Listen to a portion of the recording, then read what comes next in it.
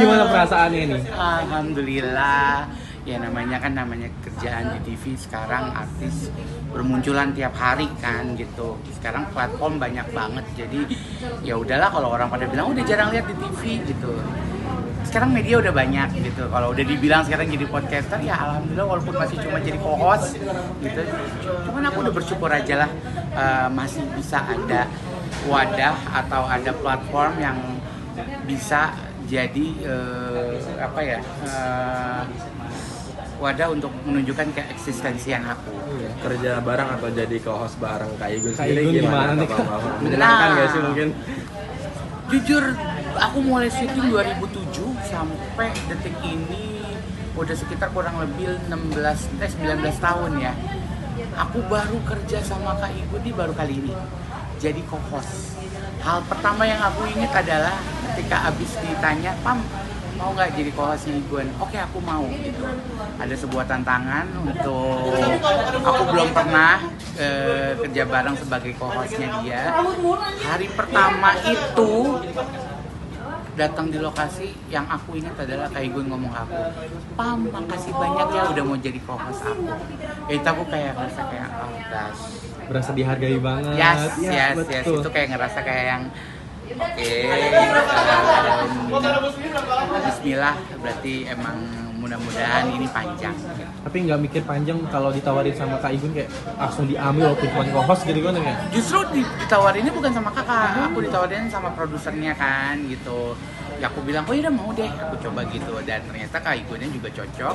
Ada beberapa pilihan mungkin nama yang masuk, dan alhamdulillah aku yang jodohnya gitu. Dan ya itu ya, hal pertama yang disampaikan nama Igun pas ketemu aku adalah makasih ya udah mau jadi host gue, Mas kasih udah mau nemenin gue di sini gitu. Aku kayak yang nggak terbalik, ada juga gue yang makasih gitu. Tantangannya sendiri apa sih host bareng Kak Igun yang paling menarik? Ini yang sering aku omongin ke orang-orang kalau aku lagi live di mana-mana gitu. Kadang orang melihat aku kayak, Pam, kok banyak diem gini bla bla bla bla bla. Satu hal yang harus dimengerti, posisi aku di sini adalah co-host ya, dan sebagai co-host lo harus cari celah ketika nantinya ngebantuin host lo. Buat aku ya ini ya, nantinya host lo misalkan lagi kekurangan materi atau apa, dan melengkapi dia. That's why we call it as a co-host gitu kan, bukan yang ikutan nambahin rame, yang nambahin muatannya, yang akhirnya jadi nanti bintang tamunya nggak ada esensinya di sana gitu. Aku menghindari hal seperti itu. Sesuai kalau ada yang nanya, sebenarnya tugas lu apa sih di sana? Salah satu tugas sebagai host adalah mendengar. Buat aku sebagai pendengar, ketika narasumber berbicara, kita ngedengerin gitu, kita bener-bener kayak yang nyimak apa yang diomongin, yang nantinya ketika host kita mungkin kehabisan pertanyaan, kita bisa came out dengan apa yang kita dengerin tadi gitu. Sementara tugas host kita kan jujur berat ya, ngejahit cerita, terkadang harus motong pembicaraan ketika udah mulai dipikir sama dia, oh gua ada pertanyaan baru lagi nih yang harus gue tanyain gitu. Itulah tugasnya gitu.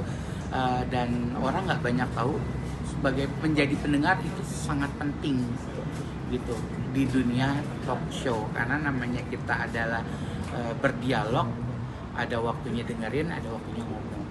Kak Papa ini kan bertemu dengan Kak Igun di satu project dan alhamdulillahnya dapat hadiah umroh. Nah, dan info-info katanya hari Senin berangkat gimana nih ya, ceritanya? Bismillah, insya Allah aku hari Senin akhirnya aku berangkat umroh. Doain semoga lancar, sehat-sehat, dan bisa balik lagi ke Jakarta tanpa satu kekurangan apapun. Ini umroh pertama Kak Papa apa gimana? Ini aku umroh pertama, karena emang sebelumnya banyak juga aku udah share kalau aku udah 2 kali nggak bisa berangkat dari satu dan lain hal. Dan akhirnya alhamdulillah dengan dapat hadiah dari kakak, aku diumrohin bareng sama Bibi Noni kedua. Jadi dan ya akhirnya kemarin pas habis manasik kayak ngerasa ya udah berangkat juga ya gitu. Tapi sampai terakhir pun aku masih kayak kalau ada yang mau wawancara, Kak wawancarain tentang persiapan umroh, enggak, aku takut nanti kalau orang-orang bilang kena ain gitu ya, di share lalu oversharing, terus nggak semua orang menerimanya positif gitu. Ntar ada yang dengar nggak enak, akhirnya jadi ngucap jelek, akhirnya jadi kembali ke kita. Aku itu ngindarin banget kayak gitu. Nah, yang Tapi sebelumnya persiapan udah berapa persen nih Kak? Apalagi untuk beberapa hari lagi nih. Udah hampir 80-90% lah. Tinggal berangkat aja. Sebelumnya gagal 2 kali, kenapa Kak? Kalau boleh tahu Kak itu? Pertama sakit, dan yang kedua ya udah satu dan lain halnya aku nggak bisa berangkat. Oh. Tidak, hadiah umroh dari Kak Igun sendiri gimana ceritanya sih? Tiba-tiba Kak emang udah direncanain sih Kak? Nggak ada. Jadi ini kan namanya kita Butik Haji Igun. Awal-awal tuh sering banget membahas tentang perjalanan Kak Igun nih. ya perjalanan hijrahnya kakak gitu kan, which is dia haji gitu. Terus bintang tamu ini juga sahabat-sahabat terdekatnya yang mungkin punya pengalaman yang sama. Di situ aku ngerasa kayak seneng banget ya dengerin cerita-cerita mereka gitu. Nah pas satu ketika ada bintang tamunya itu Habib Jafar, itu di situ ngejelasin kalau Allah itu maha sayang sama kita gitu kan. Kita berbuat kesalahan, selama kita balik lagi ke Allah, minta maaf, tobat, kita harus selalu dimaafin, bakalan selalu dimaafin. Aku sampai ngerasa, emang segitu ya, Bib? Aku kok ngerasa kayak aku emang gak diterima itu. Kadang aku suka dibecandain sama orang-orang, tapi sebuah bercandaan itu kalau konstan dilakuin, akhirnya jadi kita masuk kuping dan terngiang-ngiang.